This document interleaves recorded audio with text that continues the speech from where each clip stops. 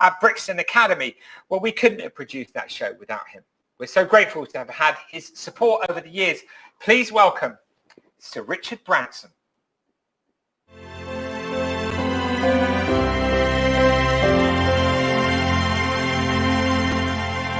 You were there at the beginning for us. What did you like about, what Peace One Day was trying to do? I think if I could sort of give you a brief history of my involvement in this area. So it went right back to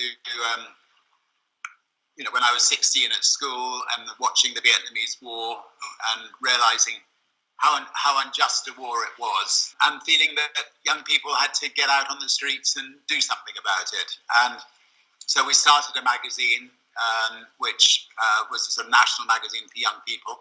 I left school and were tied up with Vanessa Redgrave and Tariq Ali and one or two other people, and organised massive big marches against the American embassy. And I think the millions of people, young people, were willing to come out on the streets in those days, both in Britain and America and other countries. Brought the Vietnamese War to a close in the end. That also taught me that pretty well every war is an unjust war. When it looked like the Allied forces were going to invade Iraq for no good reason, I happen to know King Hussein of Jordan, and he spoke with Saddam Hussein, and in order to try to persuade him to step down and go and live in Libya to avoid his country being destroyed, and to avoid himself and his family being destroyed. And in principle, he agreed, as long as we got somebody like Nelson Mandela to come and fly out with him. And Mandela then agreed, Kofi Annan agreed to go with Mandela. And sadly, the bombing started 2 days before the flight was due to take place.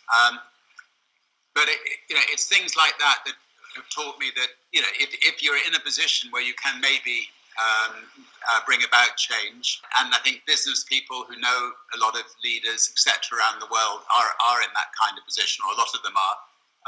It would be irresponsible not to do so.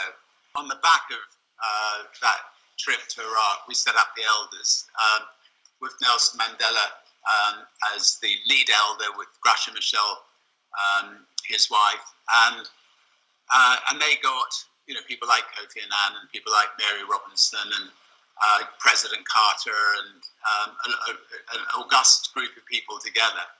And they go into conflict regions and try to resolve them. I mean, they were Kofi Annan, Gracia Michel went into Kenya when the civil war was breaking out there, a horrible civil war based on an election that people thought was fraudulent. And they took the two leaders to a game reserve for 2 weeks, and by the end of the 2 weeks, they shook hands, and that civil war was stopped and averted. We've had elders work on Syria without a lot of success, but at least they've been trying. Wow, it's so incredible to hear, your journey, lifelong journey, which continues to this day to create a more peaceful and sustainable world. And of course, your work with the B team, which is extraordinary as well. So it's wonderful, to be able to talk to you and hear those things, Richard. Thank you. So I guess the idea when you first heard of a day of peace, when we come together as one in a moment of global unity, kind of partnership and collaboration, is something that you've just spoken a lot about. I suppose that was one of the things that you liked about the idea of a ceasefire non-violence day, when we sort of come together as one in the name of peace, right? Of course. I mean, if you look at Yemen right now, I mean, if they could have at least one day of peace every year from the absolute misery that the Yemen people are being put through, or Syria, that would be good. And if it catches on, maybe we can go from one day to a week of peace and so on. So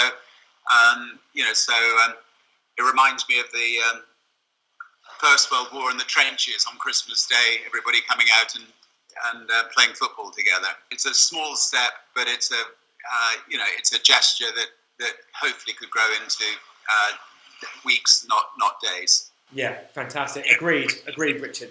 How important is it for individuals to become involved in the manifestation of a more peaceful and sustainable world? I mean, the people out there, the individuals, how important is it for them to engage in the process of a peaceful and sustainable world?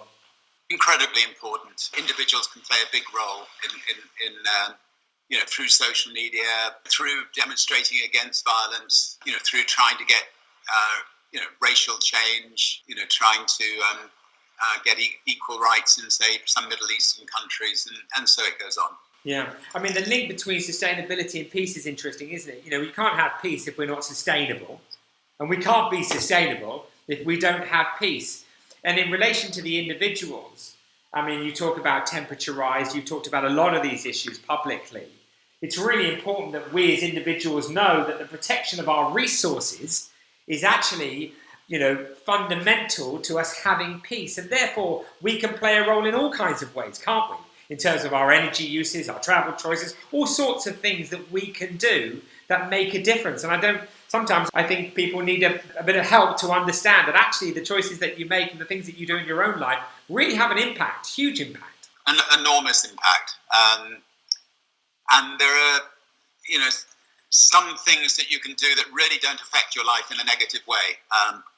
I've got two wonderful nephews who are just putting out a film called Eating Ourselves to Extinction. And they've shown clearly how the rainforests are being decimated because more and more demand for beef.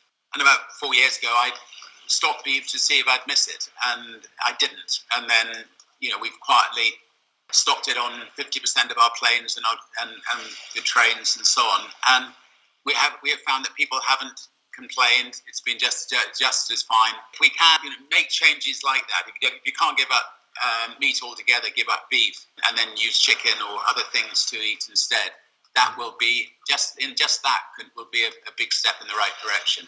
Yes, absolutely. How important is it for, and of course you know a lot about this, the B team particularly, but everything else that you've done that you've already outlined with the elders, etc. But how important is it for businesses to engage in the process of achieving a more peaceful and sustainable world? Business people often are entrepreneurs. They can see an entrepreneurial situation in pretty well anything. And then they can, put their entrepreneurial nous into practice to try to, get hostages released, try to lean on governments to, be more understanding with people who have drug problems and, treat them as health problems, not criminal problems, and so on. So it is great that a lot of business leaders now are realizing it should not just be about the bottom line, and they should use their influence with government to get change. And I think one advantage business leaders have is they're in their job for a long time. I've